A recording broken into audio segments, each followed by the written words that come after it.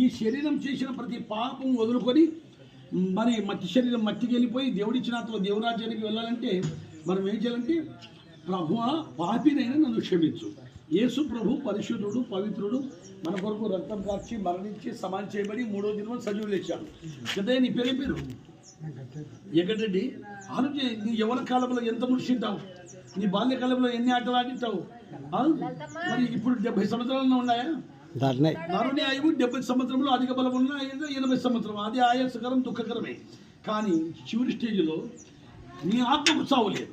అందుకే 2020 సంవత్సరాల క్రితం ప్రభు అయిన యేసుక్రీస్తు వచ్చి ఈ భూమి మీద వచ్చి సర్వమానవాళి కోసం తన ప్రాణమును పెట్టి సమాధి చేయబడి 3వ దినమున సజీవుడుగా లేచాడు. ఏసే మార్గము, ఏసే సత్యం, ఏసే నిత్య జీవం.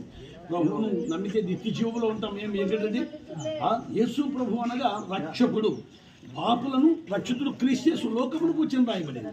అందుకే దయగల దేవుడు మీ దగ్గర వచ్చాడు. యేసు ప్రభు దీన్ని ప్రేమించాడు. ప్రభువా పాపినైనా క్షమించు. నీ సంపాదించిన ఆస్తి ఇవ్వాల్సిన అవసరం లేదు, నీ డబ్బులు ఇవ్వాల్సిన అవసరం లేదు, కానీ ఒక్క మాట ప్రభువా పాపినైనా నన్ను క్షమించు. ఏమైనా thank you, God bless you. దేవుడు నేను దీవించును గాక. ఏమైనా